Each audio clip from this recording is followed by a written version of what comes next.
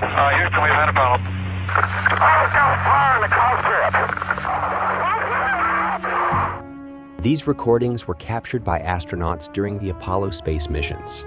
NASA proudly shares the scientific discoveries made possible by this project, including the remarkable achievement of landing a human on the moon. However, what NASA doesn't like to talk about is at what cost they did it. Embarking on a space journey is no easy task, but the real challenge lies in safely returning from it. Among the most perilous Apollo missions was the one on July 16, 1969. Buzz Aldrin, an American astronaut, prepares a small vacuum bag containing breadcrumbs, a handwritten Bible, and a postcard, as he is about to do something unprecedented in human history, stepping onto the moon's surface as part of the Apollo 11 mission. Buzz Aldrin is not new to space exploration, having been part of the Apollo 8 crew that completed a crewed orbital flight to the moon. The initial 10 Apollo projects were focused on spacecraft testing, technology development for spaceflight, and astronaut training. However, this time, Buzz and his partner, Commander Neil Armstrong, were tasked with achieving a historic first, landing on the moon instead of merely observing it from a distance.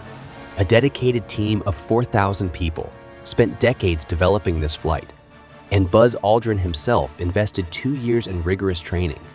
With such thorough preparation, he felt confident in the mission's success and had no worries. Placing the collected bag in his pocket, he focused on his work, unaware of the challenges he was about to face. The launch of the Saturn V launch vehicle was broadcast live on TV in 33 countries on 6 continents, with around 25 million viewers in the United States alone. As the rocket took off, Buzz Aldrin experienced a euphoria comparable to that of all rock stars combined.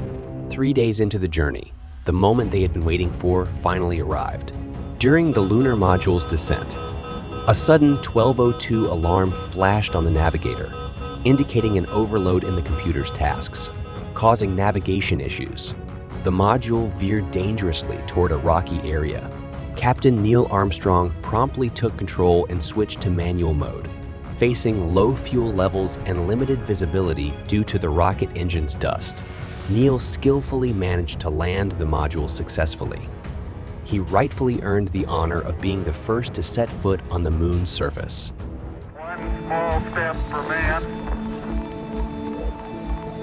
one giant leap for mankind. The astronauts had a sense that something was amiss when the center detected a system breakdown, leading them to believe they might have to stay on the moon indefinitely. However, President Richard Nixon personally reached out to them on the moon, expressing his admiration for their success and assuring them that they had become the most famous people on Earth. After planting the U.S. flag on the moon, Buzz left some items, including postage stamps, coins, and aluminum plate with a symbolic message for other civilizations, and the Apollo 11 team commemorative medal, as a mark of their historic visit. With their mission complete, it was time to head back. They successfully took off, docked with the command module, and headed towards Earth. However, the return journey wasn't without danger. Upon landing in the Pacific Ocean, Buzz noticed his feet getting wet due to a depressurization issue in the module. Fortunately, a swift response from the rescue team ensured their safety. Buzz was fortunate to survive the ordeal and successfully complete all mission tasks. Unfortunately, the same fate didn't befall the Apollo 12 astronauts.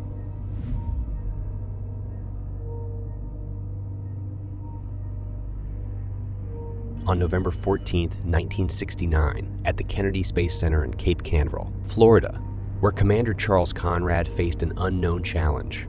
As Charles Conrad looked up at the sky, he noticed it had become overcast with rain and strong winds blowing, making the weather unfavorable for the second ever flight to the moon. Unlike the larger crowd that had gathered 4 months earlier for Apollo 11, the audience was smaller this time. However, Conrad received important information. President Richard Nixon was present in the crowd. In Nixon's honor, the controllers decided to proceed with the launch as planned, despite the unfavorable weather conditions. This decision proved to be a significant mistake. At 11:22 a.m. local time, the Saturn V rocket carrying Charles Pete Conrad Alan Bean and Richard Gordon took off into the overcast sky. Just 36 seconds later, a flash of white light engulfed the rocket, and multiple warning lights illuminated the cockpit simultaneously. Despite having trained for countless scenarios, the crew had never encountered so many malfunctions happening all at once. An additional 16 seconds passed and another flash occurred, further complicating the situation. Conrad tried to assess the situation on the dashboard, but the situation was extremely challenging.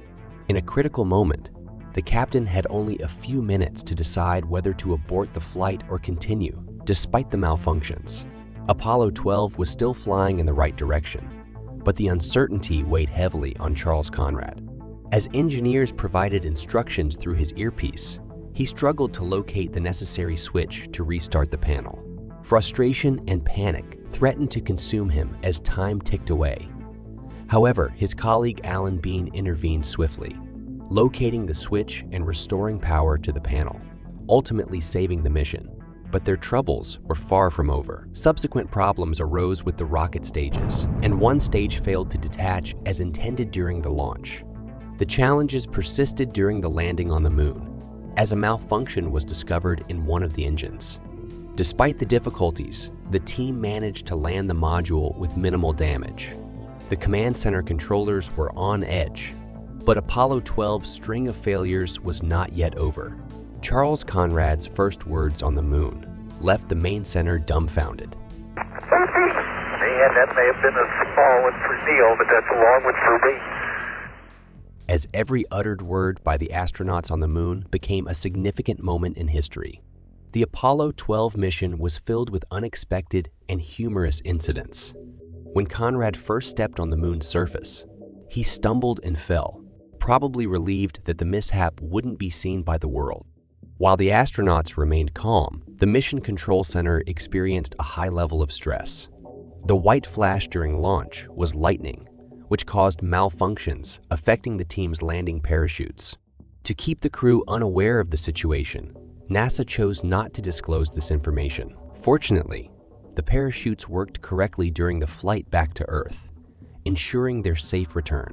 However, not all was smooth sailing. Some film magazines were lost, and others got damaged, posing challenges for scientists hoping to study satellite images. Despite its flaws, Apollo 12 was still nothing compared to the dramatic events that unfolded during Apollo 13. John Aaron, who had worked tirelessly to launch the Apollo 13 mission with astronauts Jim Lovell, Jack Swigert, and Fred Hayes, was finally getting some rest after a long shift at the Mission Control Center. The rocket launch had gone smoothly, but suddenly, he received a nervous call from a colleague reporting an oxygen tank explosion in the service module of Apollo 13, causing the astronauts to lose air. John, known for his technical brilliance, quickly activated the recording of the conversation with the team and heard the now famous phrase, Houston, we've had a problem. Panic set in as alarm lamps illuminated the Mission Control Center, signaling power outages on the spacecraft. The investigation later revealed that a spark from a bare wire in an oxygen tank caused a fire, damaging one oxygen tank and rupturing another on Apollo 13's fateful day. This accident led to decreased power in the Odyssey command module, where the astronauts were situated. John, the engineer, wasn't initially aware of these specific details, but understood the gravity of the situation, knowing that every second of hesitation could endanger the lives of the 3 astronauts. Facing limited oxygen and decreasing fuel supplies for a return to Earth, John had to make a crucial decision. Landing on the moon was no longer an option. They had 2 choices: either return to Earth on the damaged module with limited resources, risking their lives, or use the Apollo lunar module Aquarius, designed for moon landings, to head back home. They chose the latter, despite the risks involved.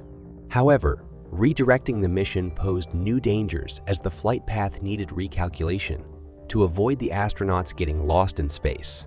Nevertheless, they decided it was worth the risk. The Aquarius module was not intended for 3 astronauts, making their journey uncomfortable and challenging.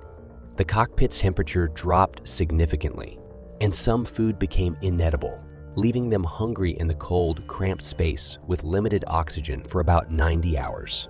During the Apollo 13 mission, the astronauts faced numerous challenges, including Fred Hayes developing chills due to a bladder infection and exhaustion from lack of sleep during their 6-day flight. Meanwhile, John and the flight control team worked tirelessly to devise a plan to bring the spacecraft back on the right trajectory, ultimately succeeding in getting the astronauts safely home. The incident demonstrated the immense pressure and demands not only on the astronauts in space, but also on the dedicated NASA employees managing the mission from Earth. As a result of Apollo 13, significant changes were made to the design of the service and command modules to enhance safety. Throughout history, 12 Apollo astronauts have walked on the moon, thanks to the collective efforts of the entire team, but one of the most tragic missions involved Gus Grissom.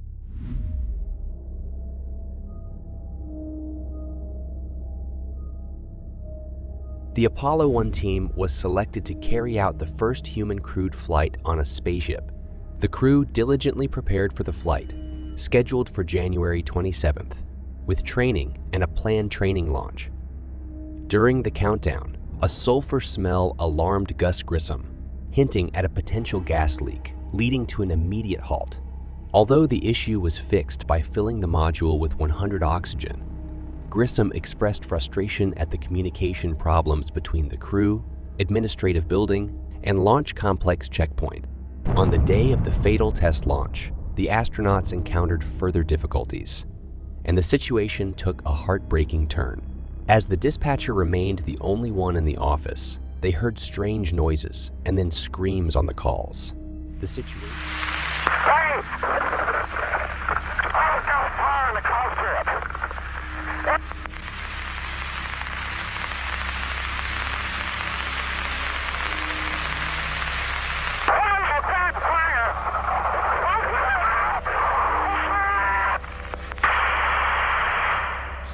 During the test launch, a fire broke out in the Apollo 1 cockpit, and Ed White tried desperately to open the inner hatch, but it was designed to be opened only from the outside.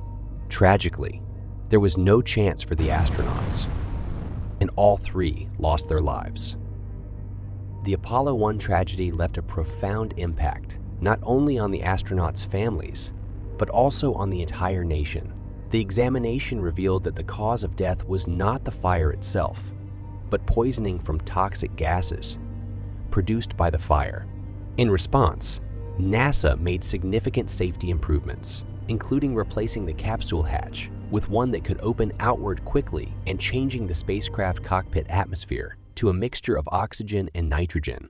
The moon serves as a symbolic place of remembrance, with a commemorative medal left by the astronauts of Apollo 11 dedicated to their colleagues from the first mission. It has been 51 years since a human last set foot on the moon during Apollo 17, the final mission of NASA's Apollo program, in 1972.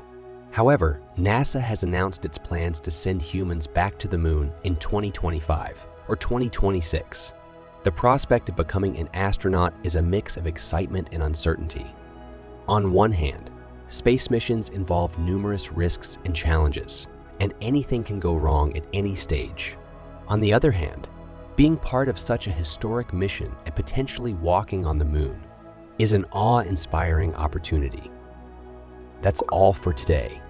Bye.